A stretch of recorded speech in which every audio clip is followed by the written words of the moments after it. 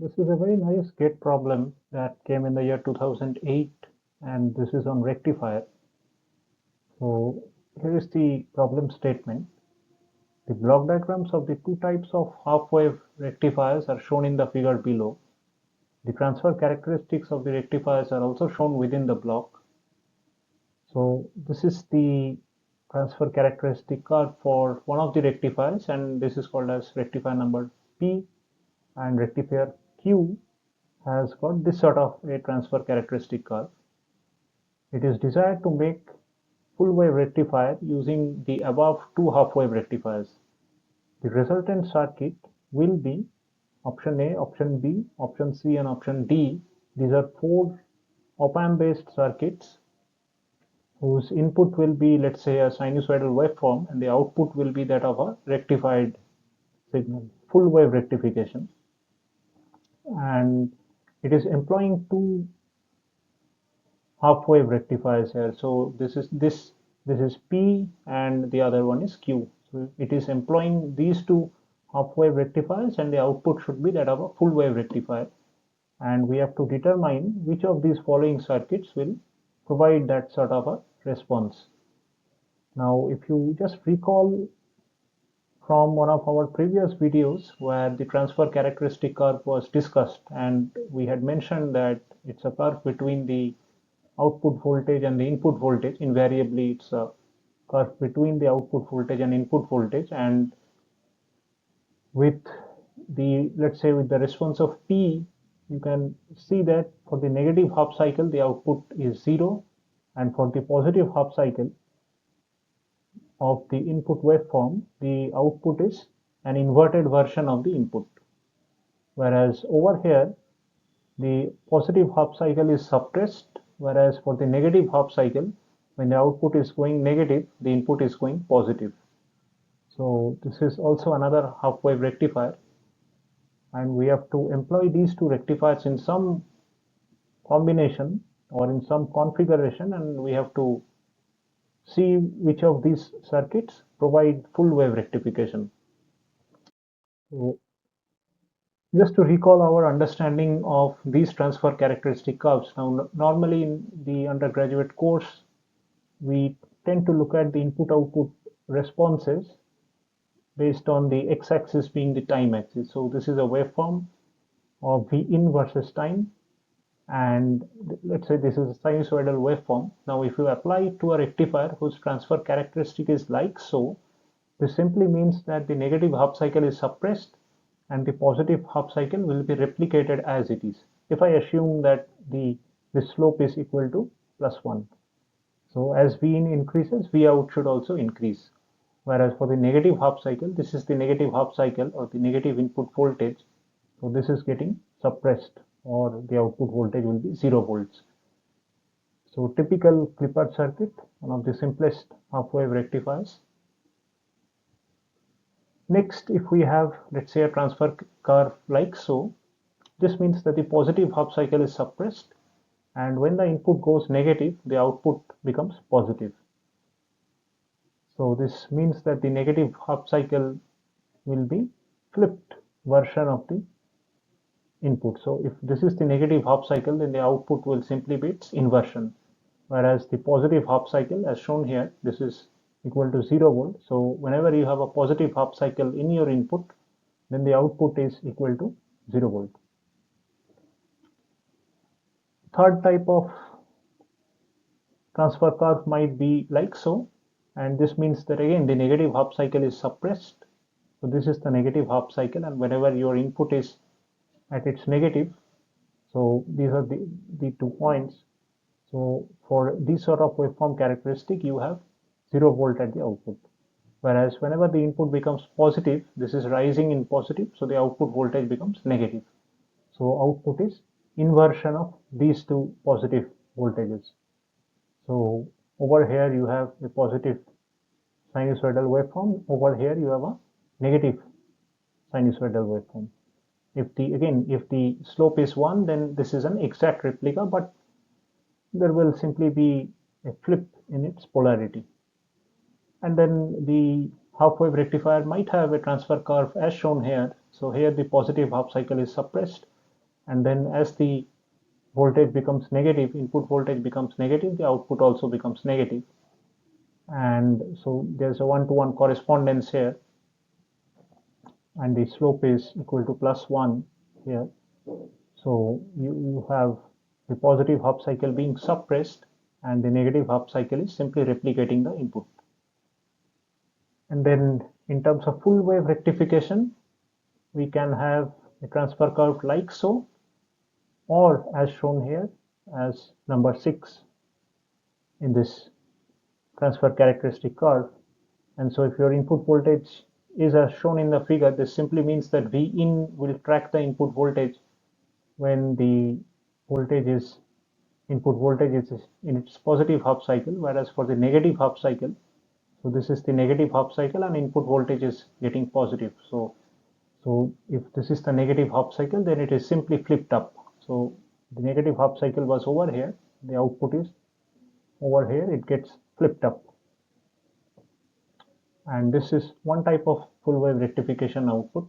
The other one would be the opposite of this one. So here, as the input voltage increases in the positive half cycle, we have a negation in the output.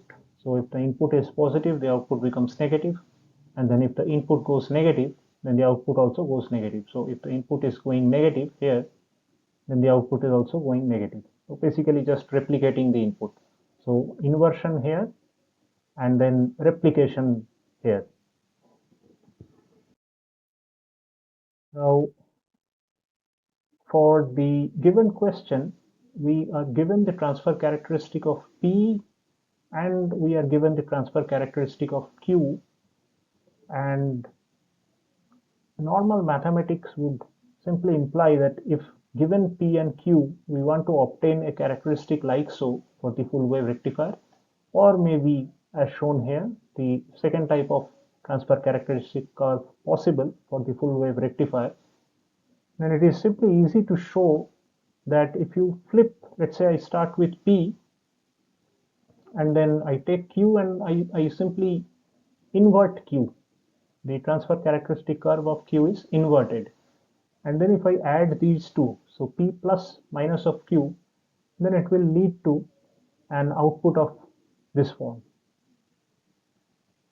Whereas if let's say I start with maybe Q, and then for P I invert it, so this is the negation of P, or the rectified output of P after multiplying it with -1, and then I add these two up, so Q plus minus of P, then it can be shown that the transfer characteristic curve is like so.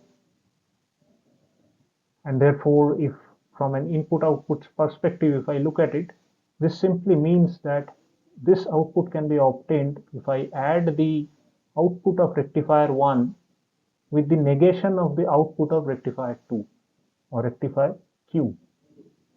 Whereas for the second one, I can add the rectified output of rectifier Q with the negation of the output of rectifier P. So this is in difference form. The outputs, if added in its difference form or maybe subtracted from one another, should give us the output for the full wave rectifier, or it will lead to a circuit which will provide us with full wave rectification.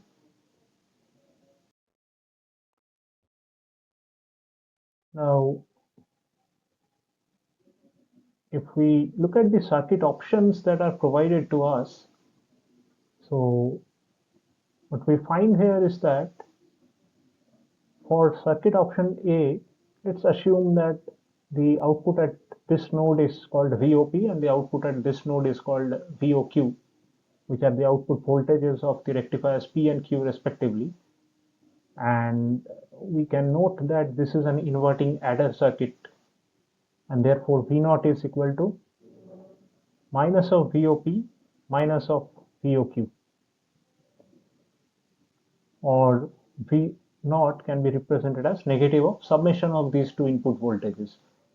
Now remember from the last slide that the full wave rectifier output was the difference of these two inputs, and therefore the output of circuit 1 which is mathematically represented like so, cannot fulfill the requirements for a full wave rectified output. Therefore, option A is not a full wave rectifier. Let's look at option B. So with option B, if I look at this part of the topology, then this is that of a difference amplifier. And with a difference amplifier, the output will simply be equal to R by R multiplied by VOQ minus of VOP. And therefore, the output voltage is equal to VOQ minus of VOP. And if we recall from the last slide, this satisfies the requirements for full wave rectification based on using P and Q as the half wave rectifiers. So this is in differential form. Next, if we look at circuit option C circuit is pretty similar to that of option B, except for the fact that P and Q rectifiers have swapped their position. And therefore, as expected, V0 will be equal to VOP minus of VOQ. And this again satisfies the requirements for the full wave rectifier. And we have the final option, which is option D. And if you recall from one of my previous video lectures, this topology is that of a non-inverting adder. And therefore, the output voltage is equal to VOP plus VOQ. But again, this is not in differential form. So it's not like VOP minus of VOQ.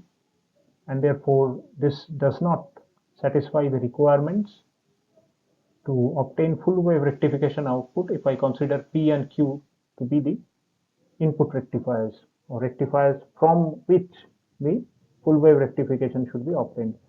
So as far as this problem is concerned, option number B and option number C both satisfies the requirements for full wave rectification circuit topology.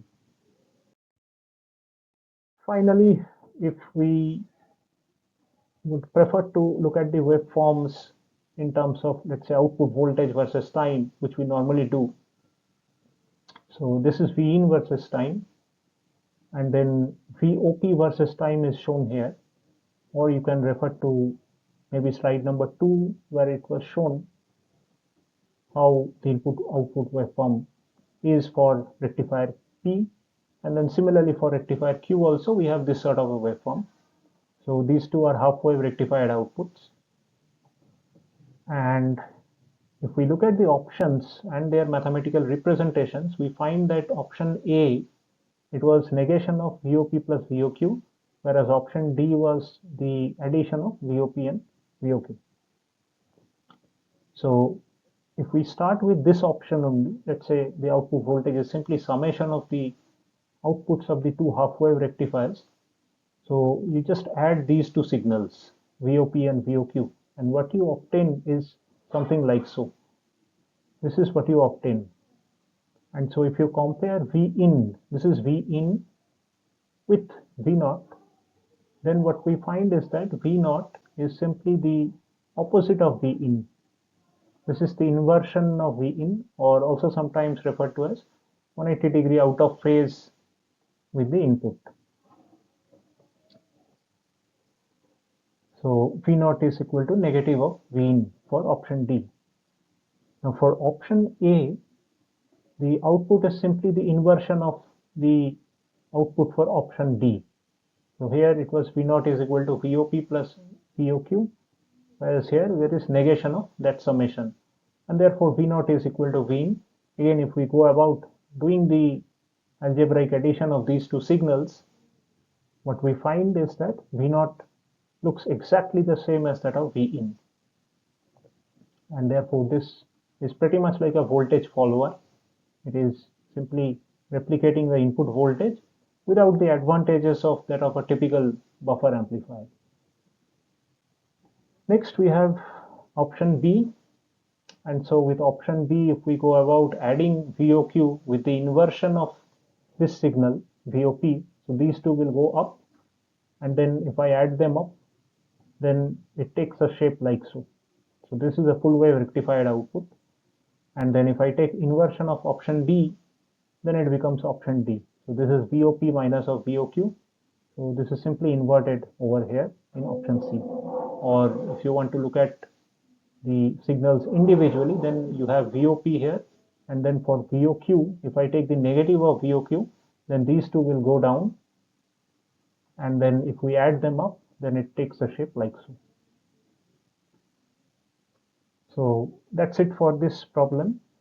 In this question, we had both the options, option B and option C, which were valid circuit topologies for realizing the full wave rectifier output, starting from those two half wave rectifiers P and Q, whose transfer characteristic curves were given to us.